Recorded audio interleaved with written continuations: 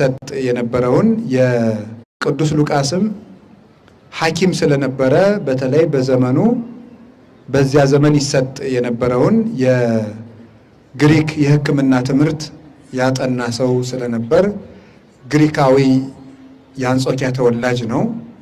ከዛ የተነሳ ሐኪም ነበር። ጌታችን መድኃኒታችን ኢየሱስ ክርስቶስ ለ72 አርድእት እንደት እስኪጠራው ድረስ በሕክምና የሚያገለግል ሰው ነበረ።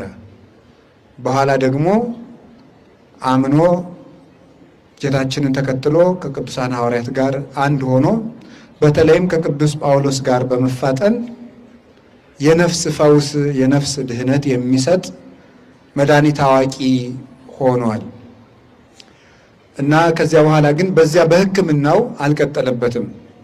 ለምንድን ነው ያልቀጠለበት? መንፈሳዊ ድህነትን ማሰጠት ስጋዊ ድህነትን ከመስጠት የበለጠ ስለሆነ ሰለስቱ ምዕትም በፍትሕ መንፈሳዊ አንድ ሰው ካህን ከመሆኑ አስቀድሞ በሕክምና ወይም በሌላ በመድኃኒት አዋቂነት የነበረ ቢሆን ዲያቆን ወይም ካህን ከሆነ በኋላ ግን በዚያ ስራ መቀጠል የለበትም። ምክንያቱም አሁን መንፈሳዊ ፈውስ እየሰጠ ነውና ብለው ይናገራሉ።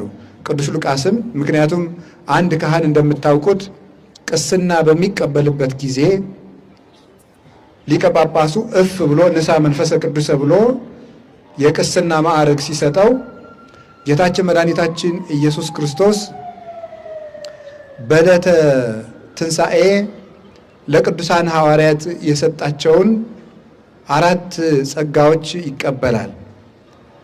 አጋንንተ አውፅኡ፣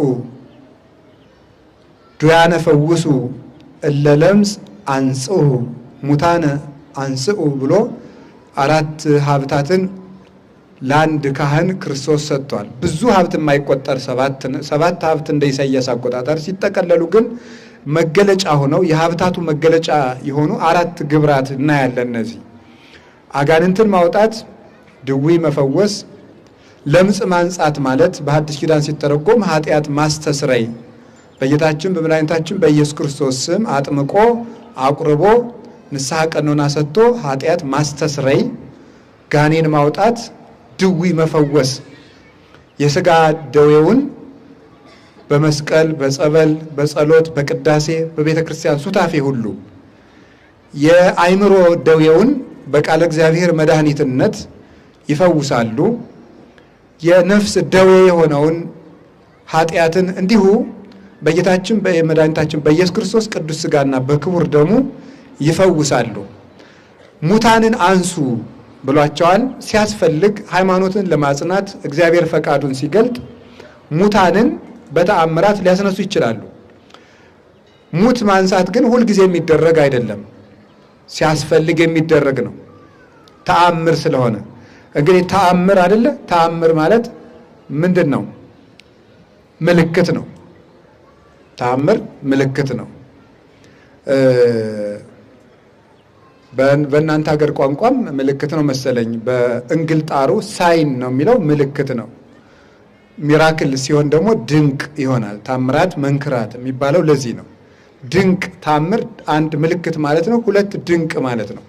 ምልክትነቱ ምንድን ነው ሲባል ለተፈጥሮ ውክልና የለውም ተአምር፣ ለሕግም ውክልና የለውም። ተአምር ከሕግ በላይ ከተፈጥሮ አሰራር ውጭ ሁሉ ይደረጋል። ተአምር የእግዚአብሔር የካህሊነቱ ምልክት ነው። እግዚአብሔር ካህሊነቱን የሰው ልጅ አልችለውም ባለው ነገር ላይ በመግለጽ ይታወቃል። የእግዚአብሔር ካህሊነቱ ፍጡር ከኔ አቅም በላይ ነው፣ ይሄ ሊደረግ አይችልም ያለውን ነገር እግዚአብሔር በችሎታው ያደርገዋል። ስለዚህ ተአምራት የእግዚአብሔር ካህሊነት ምልክቱ ውክልናዎች ናቸው።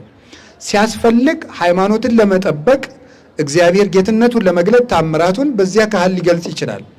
ከዚያ ውጭ ግን ለካህን የተሰጠው ሙት ማንሳት የሚባለው ሙታነ ሕሊና የሚባሉ አሉ። ሕሊናቸው የሞቱ እዚህ ውስጥ ይኖሩ አይመስልም።